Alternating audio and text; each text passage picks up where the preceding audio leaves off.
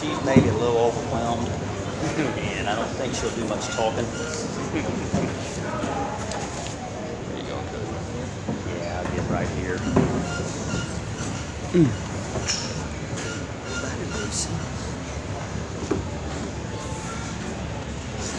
We remind you, when you have questions, to signal for the wireless microphones. Coach, if you'll open us up with an opening statement, if you will, please.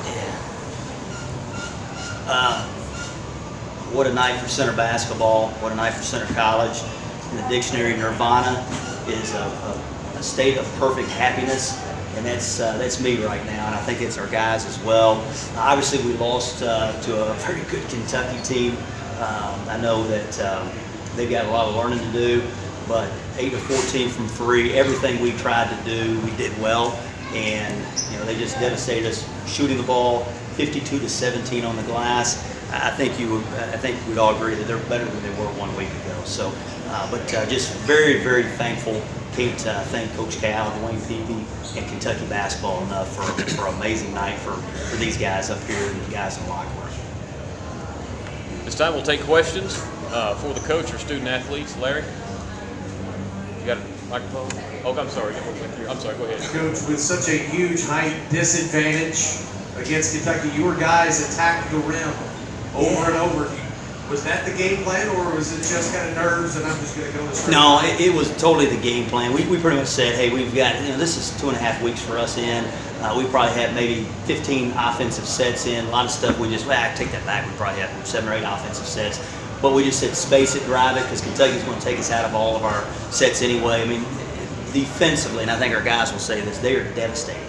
Just because of their size, just because of their length. But we wanted to drive it, and we knew offensively that's what we were going to have to do. And we call it Wildcat, just drive it, jump stop, make a pass, make it one more, knock down some threes. We shot 8 of 27, and that's not too bad against those guys. Pretty good players. What was the best thing about this week for you guys? I would just say just the excitement around the college. Such a great opportunity for Center College as a whole. The whole campus kind of rallied around this game. It was a really awesome experience for all of us. This is a great opportunity to play against one of the best programs in college basketball, and we were really excited to do this. And obviously, length, athleticism really got to us in the end, but we thought that we got better, and we hope that we helped them get better as a team too. Yep, the competition was pretty high tonight, and I think we rose to the challenge.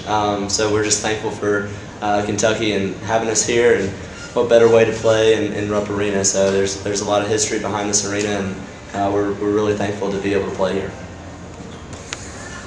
Greg, how well did you think your guys competed? Very, very proud of them. I mean, it takes a lot of courage to come into an environment like this. I mean, it's kind of like playing golf with Phil Mickelson. You want to do it, but then you get up on that first tee box and the butterflies hit. And other than just a devastating run at the end of the first half, I thought we were awesome. So couldn't be more proud of our guys. I told them, let's represent Center College and Center basketball in a way that's deserving, and I thought our guys did that and more. So very, very proud, very pleased. Yeah. It's a two-parter. Did anybody on the court play with as much passion as your number 32, Carrie Harris? And there was 2 people introduced to us, but there's a third person who's joining you on the stage. If you can introduce us to her as well. Yeah, this is little Lucy Mason, and she's a big Center fan tonight, and tomorrow she's 6 months old. And my wife and I are very blessed. She's beyond awesome, and tomorrow she'll be the biggest Kentucky fan, know that. But tonight, not. Perry was really good. I thought Perry got to his right hand against devastating defensive play. That's a lot of confidence moving forward. But as far as competing, I thought we all did an amazing job. I mean, we're talking Jared Griffin took Kevin Knox to the rim in transition and scored, and there's a lot of SEC athletes that are not going to be able to do that this year. So, yeah. Coach, with the word scrap and field, not the word scrap your team. Yeah. Hey, thanks, Lonnie. Yeah. I mean, we had more loose ball recoveries than we had defensive rebounds. I mean, we had 12 defensive rebounds for the game, but I remember a couple plays where they would get the ball and somehow Bailey Rakes would get a steal, or whomever would get a steal. There were a couple occasions, and the crowd was getting into it and loving the scrappiness. And like I said, this was and we got beat 43 points. So but this was an awesome night for center basketball and for our guys. I think a lot of lifelong memories that they can take from this. Coach, when you get back in the gym, how do you use this game and what you learned from it to get ready for your season? Good question, Mike. There's a lot about tonight that will not translate to Hanover, our next scrimmage. But the confidence that our guys gained, I mean, like I said, Perry Ayers to his right hand, he did it against Kentucky, so we should be able to do it against others. Just so many great things. We turned it over 15 times. If you told me 5 hours ago we turned it over 15 times, I'd give you a big hug. I'd take that. I was worried about the turnovers. I was worried about the glass. We did one well. We didn't do a very good job on glass. But hey, credit Kentucky. I mean, Nick Richards is he's got a lot to learn. But my gosh, I mean, that kid's got a bright future. He was hard around the rim. So. Greg, you mentioned how much Kentucky had improved from a week ago. Can you elaborate on what areas you saw? There's so much, and they're a lot of 19, 20-year-old guys, and I'm 46, and I walked in this arena, and it takes a little bit of time to get used to it. I mean, it's so I think we forget they're 19-year-old kids, and I mean, they shot it really well. Quade Green hit 3 threes, and our guys kept on saying, "Coach, let's go over the top of that action," and because he's a great shooter, he was hitting shots, and we were like, no, because then the alley oops would come. But they're getting better. Big Blue Nation needs to stay patient with them. Coach Cal is the best in the country at bringing the team together. A lot of youth, and that's what they are. But man, Kevin Knox is really good.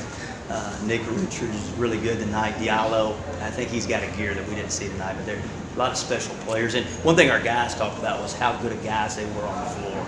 A lot of times people don't talk about that. No talking, they just played. Good sportsmanship. Any other questions? Anyone else? Oh. Moving forward, can you kind of tell your team that nobody's going to beat Kentucky and it's going to get easier from here? You bet. I mean, now we play the number 7 team in the country in Division III on Thursday night, and they're good. They've got 1 or 2 players that could have played in this environment, played well. But yeah, just so much confidence. I mean, Kentucky. I mean, it's lottery picks. I'm looking down the other bench. There's a Naismith Hall of Fame coach. It's just it's the Mecca.